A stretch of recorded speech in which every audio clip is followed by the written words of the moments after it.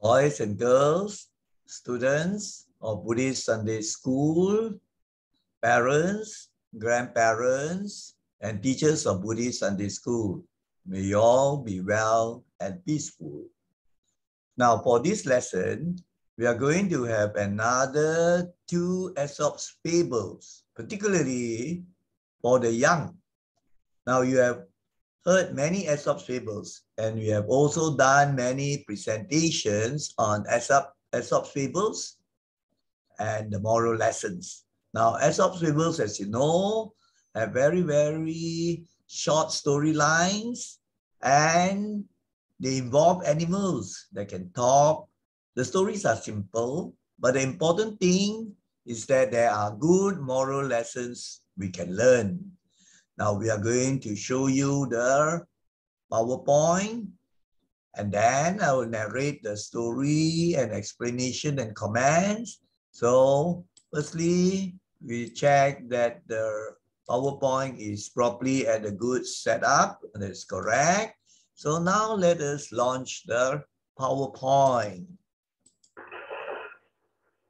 You can see the cover slide, two Aesop's fables for the young. The first one is titled The Cat and the Mice. The second one is titled Mercury and the Woodman. Not workman, woodman. Now these two Aesop's fables have very good moral lessons we will discuss at the end. Now you can see the animation of the cat chasing the mouse, and then this is the mythological Greek god Mercury. I'll explain a bit later on and we go on to the story. Now let us move on to the next slide. The title, as you can see, is The Cat and the Mice. Now let us go over this. There was once a house that was overrun with mice. In other words, this house had many mice staying in the house. Overrun means many mice staying in the house. And there was a cat in the area, and the cat heard about this, that actually there are many mice in the house. And the cat said to herself, that's the place for me, because you know, cats like to chase, catch the mice and eat them. So that's what the cat decided to do. He said, that's the place for me. So now let us see what is next. And off the cat went and took up her quarters in the house and caught the mice one by one and ate them. In other words, the cat maybe in the neighborhood. So went into the house that had many mice and then made her home there. Took up her quarters means make the place the housing area for it. So he sat home in that place. So he actually started to catch the mice that came out. Even during daytime, the mice would come out. So the cat would catch one by one and eat them. Wow, so many of the mice were eaten. So then the mice had a meeting. Said that, well, this cannot be. So the mice could stand it no longer. So they made the decision. They say we have to be very mindful and careful. We will stay in our homes inside the holes. You know, the mice, they stay in the dark places, in the holes, maybe on top of the roof, or, you know, certain places are hidden behind cabinets or behind the walls. And, you know, they will get through by the holes. So they stayed there. You can see here, a cat chasing a mouse. And then once it uses its paws to press on the tail, the mouse cannot move. and then he will eat it. As this also shows the cat eating the mouse. So that's the nature of cats. But nowadays, many cats also don't eat the rats or mice already. So that's nature. Cats eat mice. So when the cat found that, no, the mouse would not come out. So he said, that's very terrible. That is making things difficult for me. If the mice don't come out, then I cannot have my food or my meals.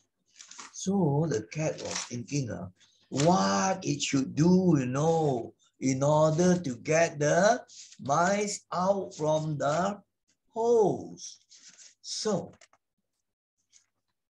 the cat said, the only thing I can do is to coax them out by a trick. Now you can see this animated image. Now the mice are inside the holes. The cat could not get it through the small hole. So he put his paws there to let them know that she's outside. And then she said, come out. Don't have to be scared. I'll be your friend. No, it's a trick. But these mice are very smart. They are cautious. Right? So they say, no, we don't believe you. You wouldn't want to go out. You will catch us and eat us. So then the cat was thinking, I need a new plan. So she considered a while. And then you know what she did? She climbed up the wall in the kitchen and let herself hang down by her hind legs from a peg and pretended to be dead. Now you can see this picture to help you to understand. So, on the walls of the kitchen, there are hooks or what we call pegs. So she chose one and then climb up and then make herself upside down and use her back legs. Hind legs would be the back legs, and then use the legs to catch on the hooks or to catch on the peg. And then she would hang there as if dead. And she kept very quiet. Actually, she pretended to be dead. She knew that the mice would peep out to see what actually was happening, So she wanted to trick the mice into thinking that, dead cat, no need to be afraid. Come out now. And now, if they were to come out, the cat would pounce on them and eat them again, isn't it? So that was the trick. So let us see what is next now. So by and by, a few mice very cautiously peeked out and saw the cat hanging there. At first, they did not dare to peek, but eventually, or not long later, they had to find out. So they started to peep out. This picture is not very accurate. Actually, it should be peeping out from the hole, but actually they could find a place where they could see the cat, but the cat could not see them. You could understand that way. And when they peeped out, what did they see? They saw the cat hanging there. Hanging there as if it were dead, as if it were dead. And so they were watching carefully, right? Now the interesting thing is, would these mice fall for the trick and come out of their holes and then get eaten by the cat? Let us move to the next slide. This picture is also not very accurate. The mice did not go near the cat, so they were actually keeping a distance away and then will peep out from the hole. So not so accurate, this picture. So one of the mice peeped out and then they had already discussed already. So one of the mice, the spokesman, one of the mice cried, "You are very clever, madam," because it's a female cat. No doubt. But you may turn yourself into a bag of meal hanging there if you like. Yet you won't catch us coming anywhere near you. So that was told to the cat, you see, we know this is one of your tricks, you can turn yourself upside down, pretend to be dead, but we won't go near you. You may be just like a bag of food inside hanging there, but we won't come near you, so you won't catch us. So we find the mice were smart. They had really observed carefully that actually the cat was not perfectly still. It was still moving, so it was a trick. So very smart, isn't it? So this is a very important point. We have to be mindful, cautious, observant, and make sure there will be no danger to our lives and things like that. So that is a very good thing to learn, to be mindful, heedful, cautious. So then what will happen next? Let's see. So after maybe a couple of days, so the cat's trick fell flat. That means the cat's trick did not work, right? That the mice would not come out. The mice were very, very mindful, as I told you just now, and cautious.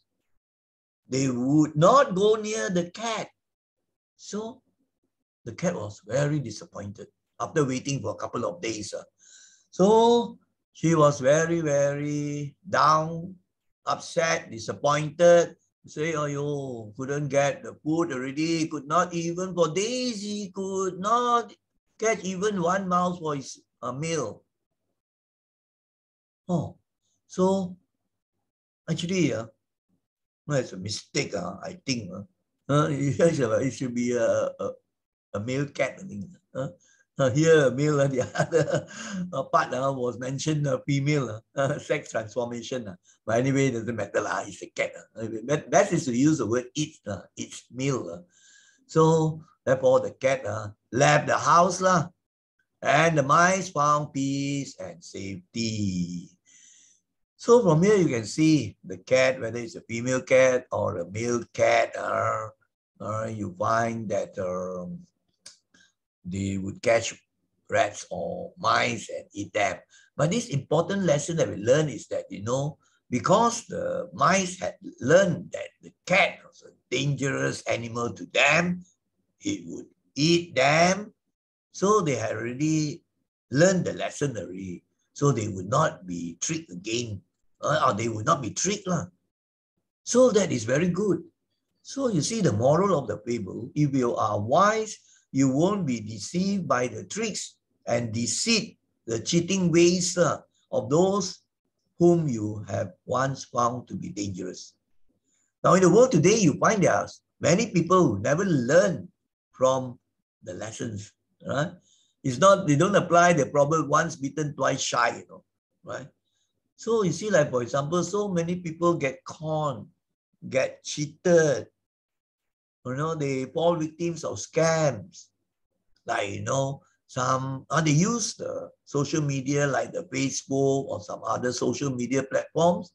And then, these victims, they will make friends with strangers in the Facebook, Now it's virtual, you cannot really see the person. The fellow can, of course, talk to you and then put in the messages, and he could post pictures, but the photos and pictures might not be genuine. They might not show the actual people.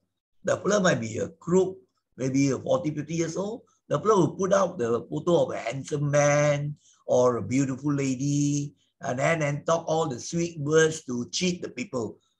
You find even educated ones, accountants, lawyers, and some other professionals fall victims to these con men in the scam. So then after that, once they make friends with me, relationships set up, and then the con man will tell all those sob stories, say, I fail in my business, it's very terrible already. So these lonely women thinking that, oh, you're so pitiful. And then the ladies maybe fall for this so-called handsome man, but actually not the actual pictures, right? So they start withdrawing money from the bank account and transfer to the bank account of this con man, And then later on, you find disappear from the Facebook already. So they knew they were cheated already. So these ladies make a report to the police and then go and get help from, like, a very famous person, Mr. Michael Chong. So all this will come out in the papers, but then you find it very difficult to recover the money. Cheated already. So all these published in the papers, but in spite of all these warnings, there are still many people still get cheated. I don't know, very, very strange. And of course, there are men who fall scams to all those cheating tricks. No, they say, there's a good investment. You put in 100, you will get $500 in what week's time, 1 week's time, and so on. And then they're so convincing. They know their ways. They cheat you, and then later on, they will transfer a few $100,000 over already to the bank account. Then they realize it's a scam, cheated, the Macau scam, for example. But then too late already. So all these are publicized by the police and the newspaper, and yet every time you hear of still new people being cheated. So which means people never learn the lesson. But these mice, they learn the lesson, right? So that's interesting. So the mice already knew that it was a dangerous cat eating, so they would not fall for the trick so easily. So that is the important point. Now we come to the next story, and this story is titled Mercury and the Woodman. Now, Mercury is not that element that you find used in thermometers, right? A silvery metal liquid. It's not. This Mercury actually is the name of a mythological Greek god. In other cases, they refer to other myths of other countries. But in this case of Greece, so it refers to a mythological Greek god. A myth is something that is not true, a legend, right? A fable.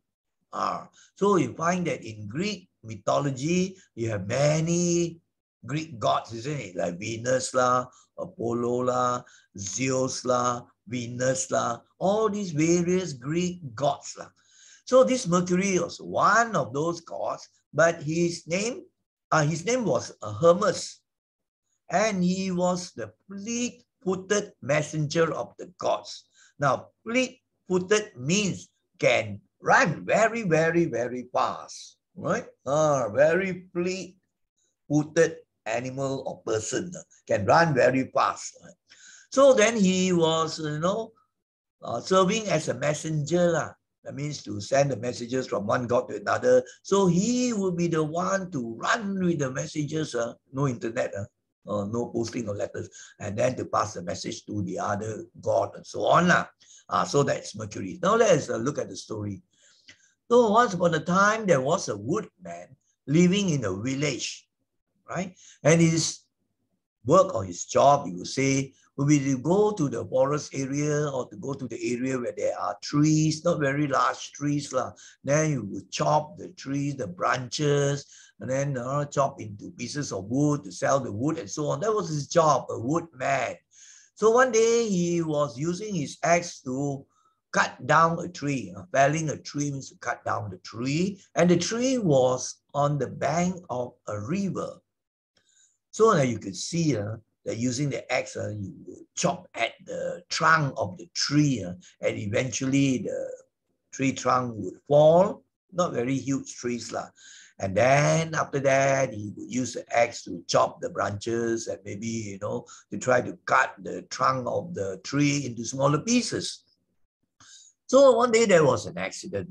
So he was, chopping at the trunk, and then accidentally, somehow or other, the axe, slipped away from his hands, he raised it upwards, and then as he was going to chop again, so somehow or other, maybe it was just lack of mindfulness. So the axe got off from the hand and flew into the river. Fell into the water of the river. And an axe is quite heavy, more dense than water. So the axe fell into the bottom of the river. And it was impossible for him to go and get back at the bottom of the river. No, he will risk his life. So of course, he was very, very sad because that was the axe that he could use to earn a living, isn't it? So as he stood by the water's edge, the bank of the river, lamenting, that means expressing great sadness, sorrow. Maybe he was crying also, he was very disappointed, sorrowful, and then painful in the heart, suffering in pain because he lost the precious axe, even though it was just an ordinary axe, but it meant a lot to him. So he was, lamenting, expressing great sorrow, maybe even crying about the loss of his axe. And then you know what happened? This great god Mercury suddenly appeared, He suddenly appeared. Perhaps he appeared from somewhere, maybe in the sky or the heaven or whatever. And the Mercury, seeing this poor woodcutter or woodman, so sad, full of grief, so he asked him the reason for his grief, for his sorrow, for his sadness, for his pain, misery. And then, of course, the woodman told Mercury what happened, right? Very, very honest, sincere man. So he told exactly what happened. He said, like that. So when Mercury heard the account, he really had compassion. He felt pity for this woodman, right? He was in distress. Distress means a great sorrow, great grief, misery, pain, right? Disappointment, all those terrible states of the mind. So Mercury was very compassionate, felt very sorry, pitiful for him. So what he did, he dived into the river. He's a god, Mercury, a god, so he has those powers, not ordinary man. So the god dived into the bottom of the river, and then he brought up from the river a golden axe. Or maybe this god could also create a golden axe. I don't know, maybe the axe was down there, or maybe he created it. And he asked him if that was the one he had lost. He said, my friend, this is the axe. Is this the one that you lost, that fell into the river? Now, what did the man say? Wow, the man, of course, saw that the axe was no ordinary axe. It was a golden axe, very, very expensive. His was an ordinary iron axe only. Whereas this one, golden axe, wow, you were to sell this, you become a very, very wealthy or rich person. Now, let's see what he said. The woodman replied that it was not his axe. Oh, he was very honest. So he told Mercury, he said, oh Lord, this is not my axe. So Mercury was thinking, wow, very, very honest person. So what did Mercury do? He, for the second time, he dived into the river to search for an axe again that actually belonged to this woodman. So the second time he came up from the river, you know what he brought up? He brought up a silver axe. Now, made of silver is also very costly. Of course, not as expensive as the golden axe, but still very, very expensive. Then he asked the woodman if the silver axe was his. He says, is this your axe? Then the woodman looked at it. Wow, it was glittering or shining. No, that is not mine. It's not my axe either, said the woodman. Wow, this Mercury was very touched by this man's honesty, He was not greedy, very truthful, told the truth. So what did Mercury do? So once more, for the third time, Mercury dived into the river. And this time he brought up the actual axe, the missing axe. And he showed it to the woodman. The woodman was overjoyed. he was extremely happy to see his axe and recovering his actual property. The axe really belonged to him. So he was very, very grateful, very thankful. So he thanked Mercury, his benefactor. Now, benefactor is somebody, who helps another person, like, donating money, rendering services, or sponsoring something, or sponsoring the medical fees, right? So a very, very charitable person. So this woodman thanked the god for all the help.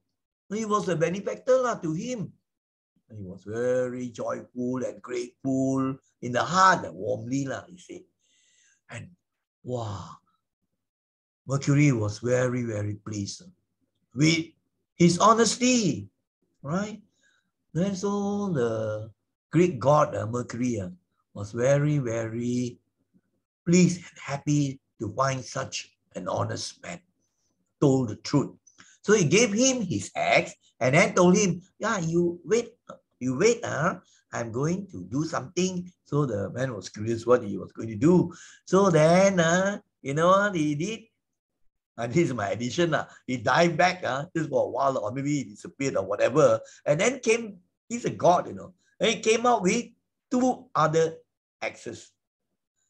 The 2 axes were the ones he showed the woodman just now, the golden axe and the silver axe.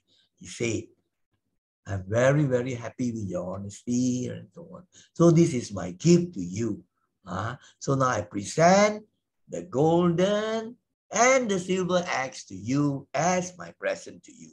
Wow, this man was very, very happy to receive the present. Very honest way, isn't it?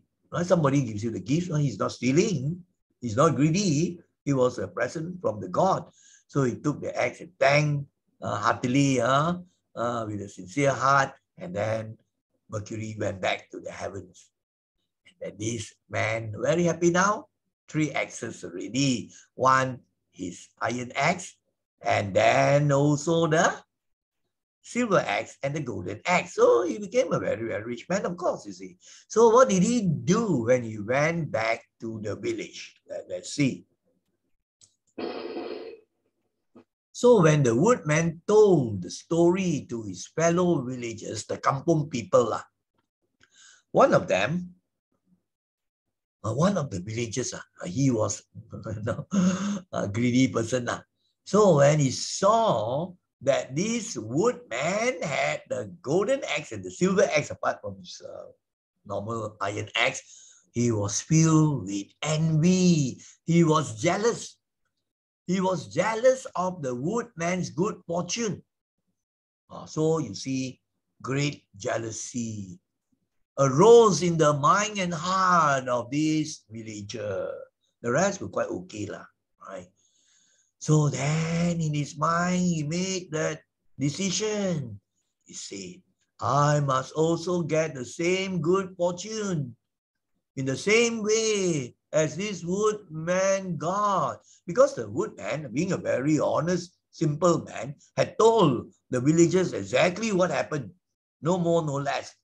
The truth narrated. So this greedy villager heard the whole account already, right?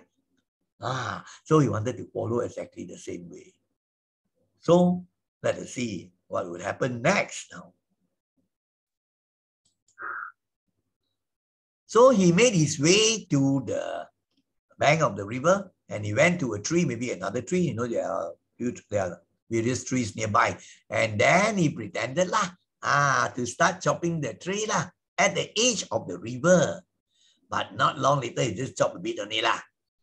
And then you know what he did? He purposely let his axe drop into the water. Maybe he threw it. He threw it into the water of the river.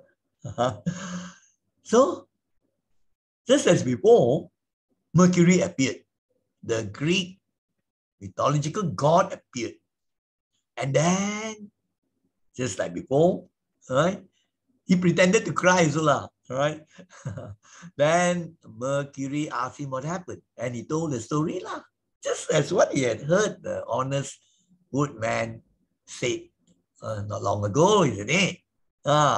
So Mercury, on learning that the villagers' axe had fallen into the river, again he dived into the river.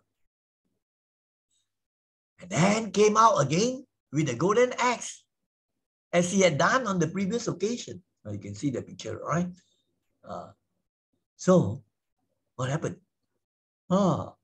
Now you see, wow, this greedy villager, upon seeing the Greek god Mercury appearing with a golden axe, wow, his mind and heart is filled with greed already. Now, let's see what is next. Right? Without waiting to be asked whether it was his or not, the fellow cried, "That's mine, that's mine." Oh yeah, he did not even wait for the Greek god Mercury to speak, to ask, "Is this yours?" He did not wait for that. Very quickly, when his eyes fell upon the golden axe, he cried out loudly, "That's mine, that's mine." Ayo. And then stretched out his hand very eagerly, wanting to get the prize from the Greek god Mercury. Wanted to get the golden axe, basically. But he's a god. Mercury, a god, he can read the heart and mind of human being. He knew that this man was dishonest, was not telling the truth. He was lacking in honesty. So he was very disappointed, disgusted, right? Negative state of mind towards this man's dishonesty. Right? So he was not happy with the man's dishonesty.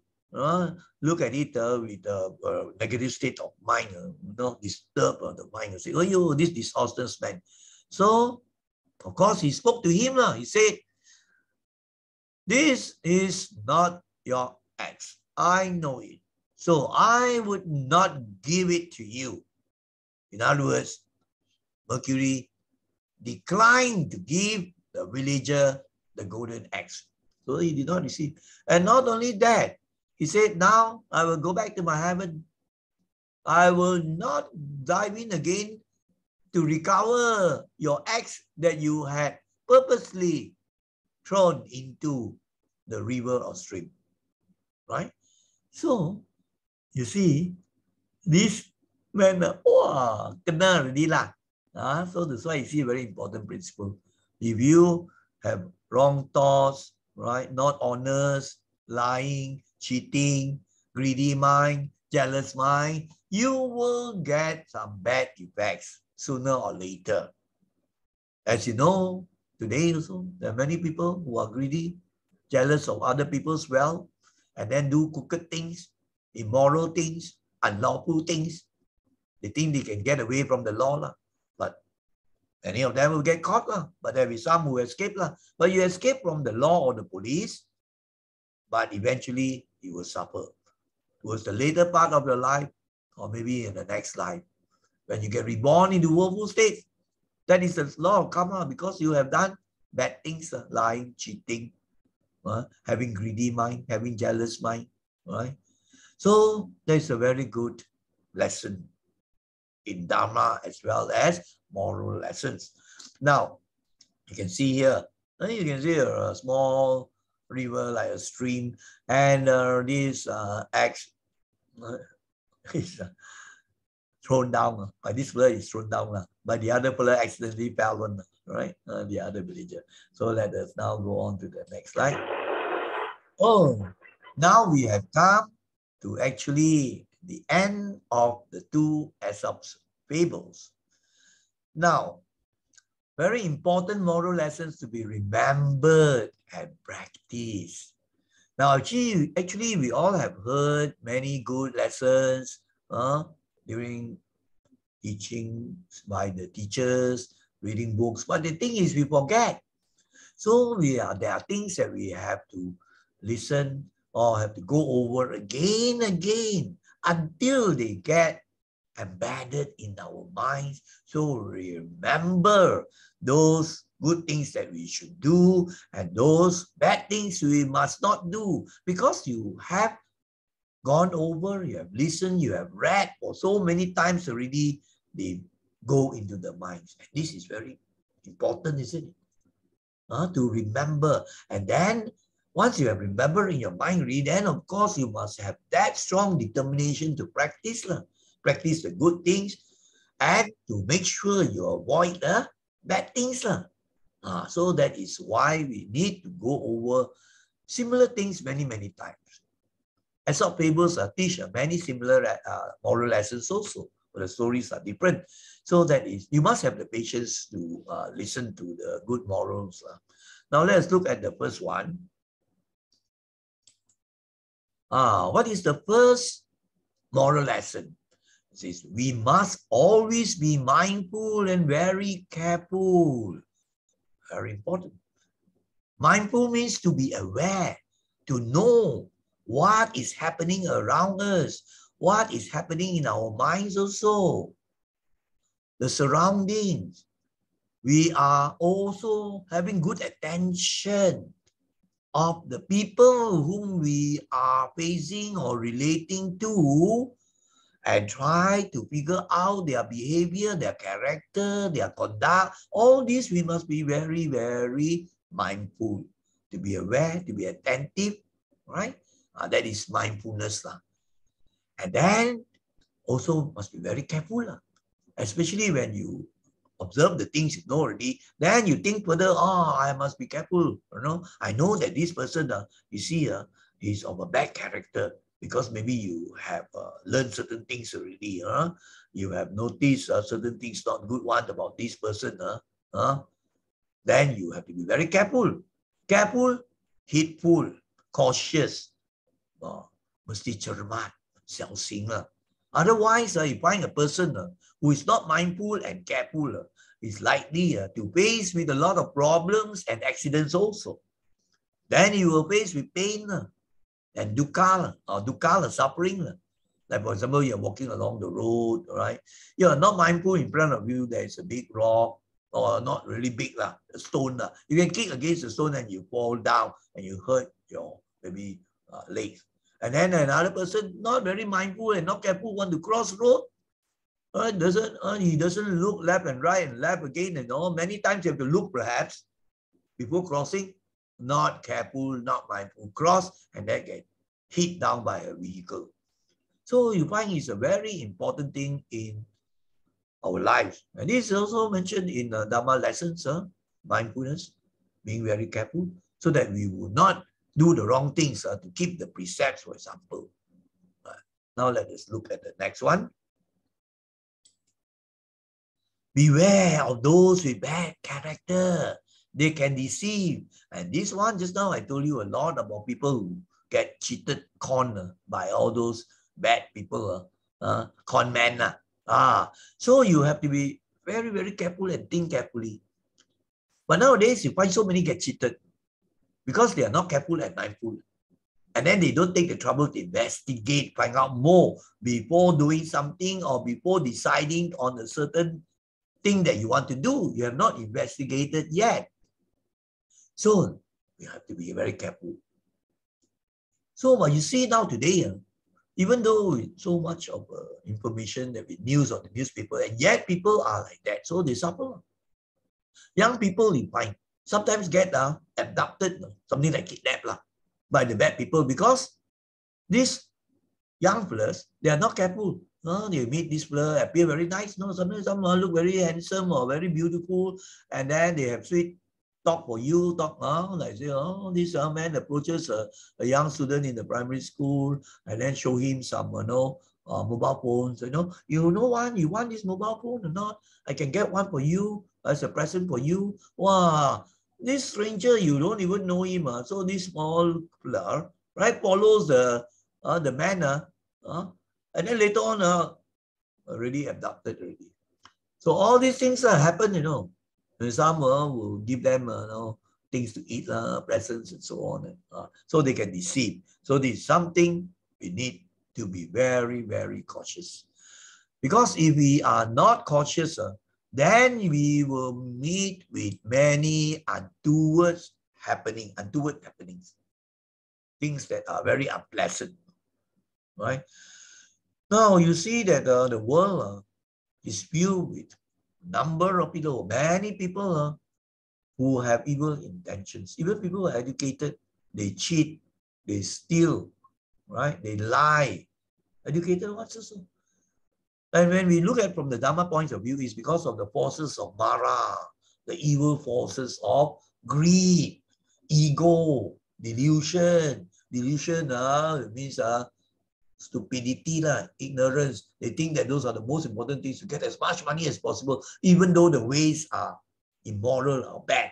That's delusion, wrong thinking, wrong view. And for this, there's a price you have to pay.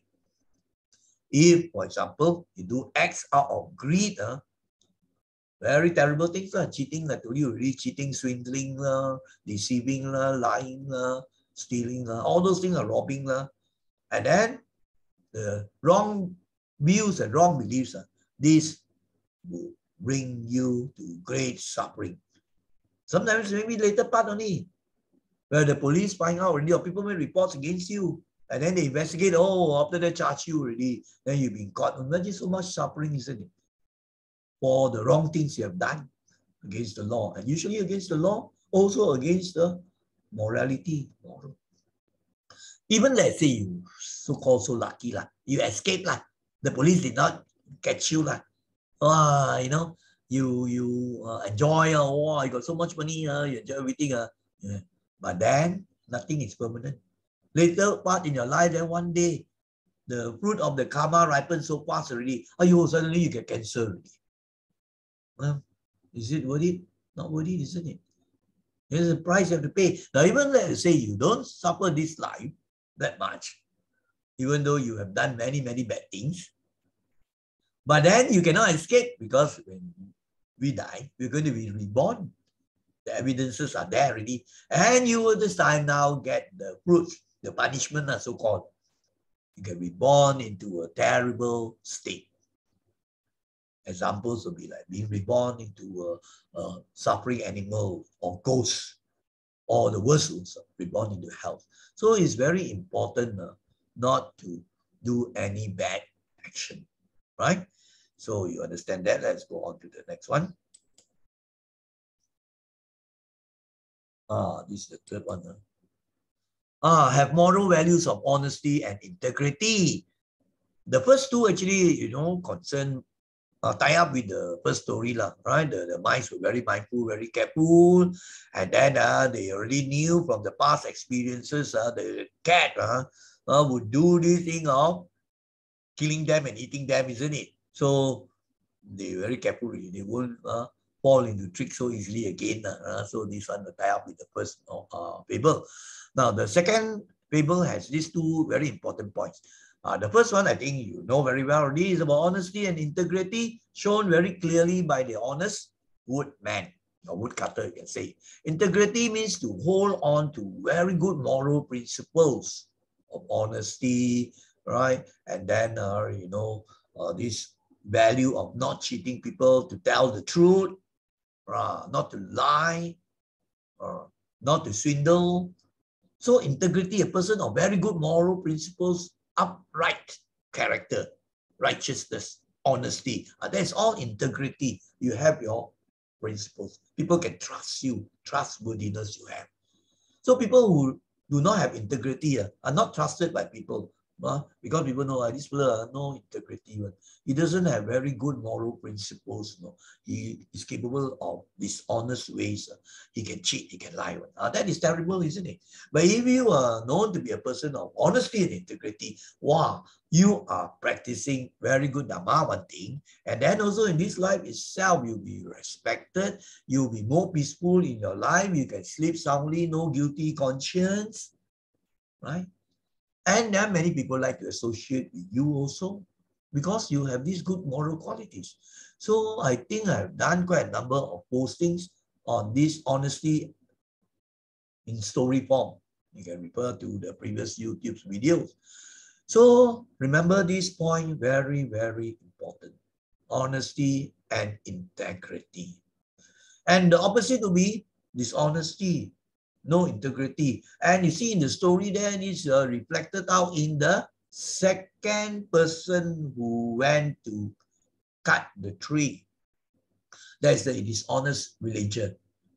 Right? So he, very bad intention, isn't it? First he got the jealous feeling, jealousy. Then he had this greed. These are not wholesome states of mind. He should be practicing opposite of jealousy, Opposite of jealousy is sympathetic joy, or in Pali we call mudita. Jealousy is not a good thing, It usually harms you, harms your body. You don't feel nice when you're jealous. But if you practice the opposite of mudita joy, wow, you see a kampong pula so successful. He got the golden axe and the silver axe. So you feel very happy for him, You say, wow, congratulations, you're very lucky. We are happy all for you. Well, that is very good. This is like a divine person, a godly behavior. And of course, it's good karma. So, but this fella, no. He opposite. Greedy, not honest, all right, jealous. All right. So, what is the price? There will be suffering. In this case, it's not so serious. You lost the axe. But it is just a story. But in real life, you find there will be very serious consequences. Either in this life or maybe in future life. This life, for example, a person has been caught for makan suap, corruption.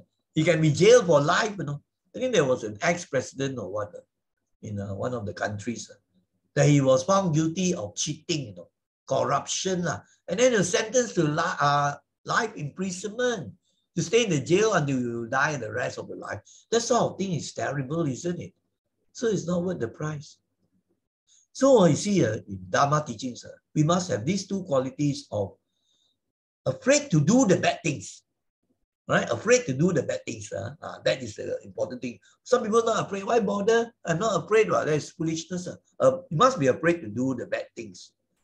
Because if you are afraid to do the bad things, then you won't have the terrible consequence of suffering, this life and the future life. And the other one is the shame. Must be shameful to do a thing that is immoral, that is bad, that is against the law. Ayo, shameful, isn't it? But some people no shame one. After having done the bad things, they still feel very proud, right? That's stupid. But they will have to face the music, like we said, face the consequence and the result. Now we go to the last one, right? This one is what I mentioned before. Do not be conquered by jealousy and greed. Now you see, now you're very young. You're not involved in 感情我爱你，你爱我啦, right? But you have heard of cases, love triangles, no, right? So this boy and girl, pak tor already lah, they're a couple lah, right? And then one day, they say, the girl finds out that the man is chasing another girl, right? This can happen, isn't it? So this girl, wow, the jealousy is so very great. You know what she can do? She can take a knife and go and stab two of them. Kill off the man as well as the lady. See, it's not metta, no. Metta is not like that. This is 感情的爱, romantic love. So from so-called love can turn to hatred already. Hatred because of jealousy coming in, anger, hatred, aversion, ill will, all those terrible things.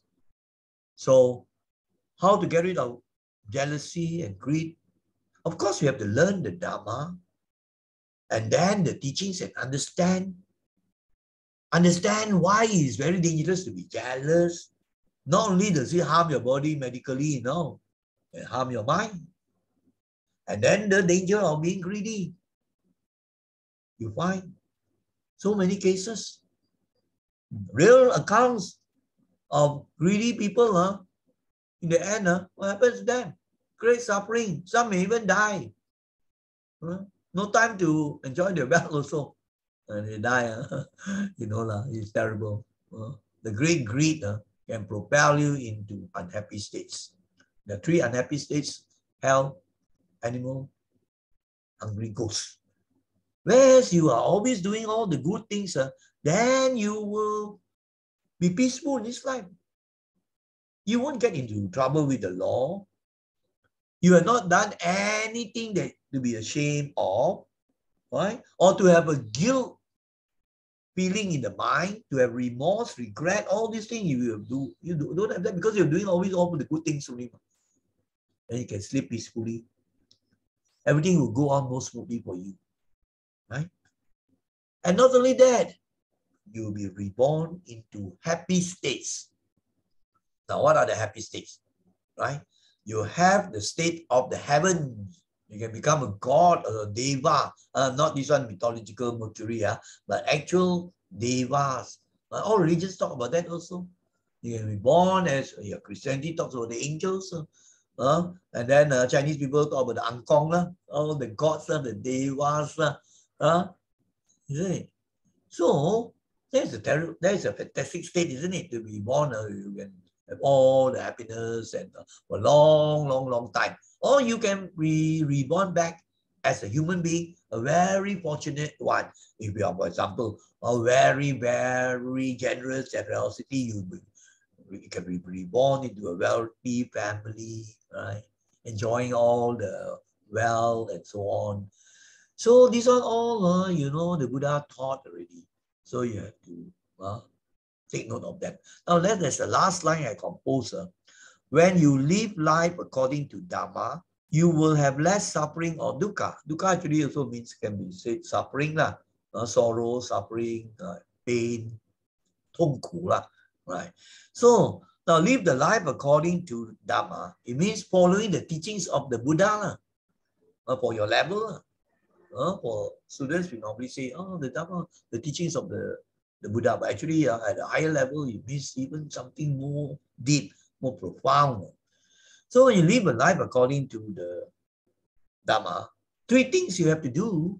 One is dana, to be doing charity, service to people, helpful, giving, with generosity. That is all very important. And this one happens in all religions also.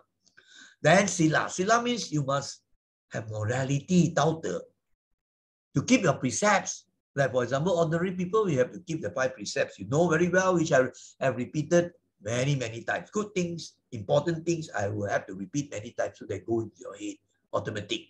No killing, no stealing, no sexual misconduct, no lying, and no intoxicants like liquor and drugs. So have to keep this very, very well. So that's the second of the practices. Then the third one is bhavana. Bhavana means to develop the mind, to purify the mind. That's the most difficult to do, to make the mind filled with more and more wisdom. That's the most difficult challenge and the most important in a way. But all three also must be done. So to do the bhavana, you have to learn the Dhamma. That's why you go to Sunday school or Dhamma classes. Right? Then you can also read books and so on. But nowadays, many people don't realize the importance until too late.